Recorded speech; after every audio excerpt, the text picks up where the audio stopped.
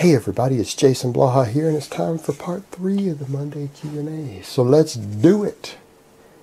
Is doing relatively heavy deadlift singles at the end of each workout, just like you do, a good method for natties? Yeah, it can be. The thing is that keep in mind we're talking about relatively heavy, not really heavy.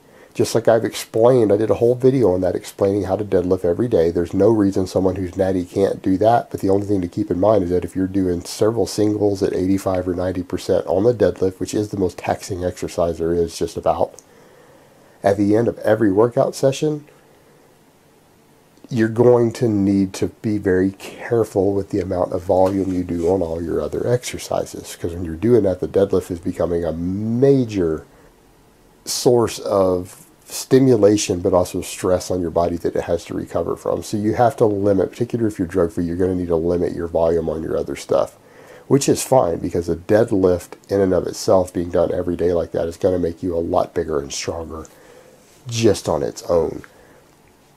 So it's not as that big of a deal if it is literally taking up 30% of your actual training time just on that one exercise, just to the overall benefits that it gives. You just need to be careful if you're completely drug-free of making sure that you can handle the total workload and not overreaching excessively. All right, next question.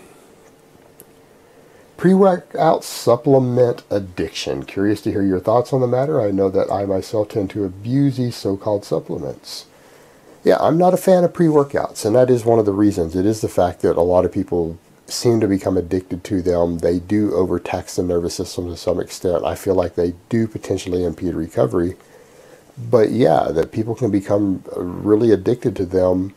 In some cases an actual physical dependency, but in other cases a psychological dependency, to where then if they don't have a pre-workout supplement before they train, they can no longer have good training sessions. And that's been a repeated problem for people. So then they become reliant upon buying something that they don't necessarily need, that may only be giving them a tiny, tiny edge in their overall progress, and possibly no edge at all, that they then become dependent upon. And it's really not a good situation to be in if it's not really doing anything, because the extra stimulation it gives is balanced out by the negative effects on recovery, and taking longer to recover from training. It may not be giving you any benefit at all, and there's still no data showing that pre-workouts produce benefits over people who don't take them over the long term. So the addiction, even the psychological addiction aspect of it, is a real concern, and it is a definite negative on using a pre-workout. All right, next question. Your take on plus sets or Amrep, which means as many reps as possible, sets on your last work set of the big 3. Honestly, I don't always like this. I'm not saying I don't occasionally use this or haven't occasionally used it. It can be a valuable training tool. I don't think it's something that should be used excessively. However, the reason I say that is I am generally a fan of high frequency training as opposed to really high volume training per session. Things like this are much more viable when you know that you're going to have at least a full day off from the gym, possibly 2 days off from the gym after you do them.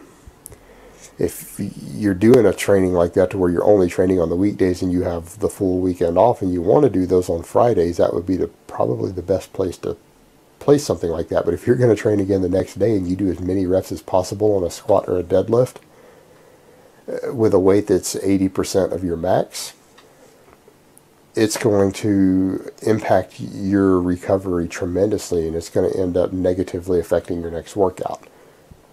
So no, I'm not a fan of these sort of things for the type of training I generally recommend, but to say that they can't be a valuable tool to add a lot of additional metabolic fatigue at the end of a session, yeah, they're a valuable tool for that. But they need to be programmed intelligently, not just thrown in randomly when you're doing something like that.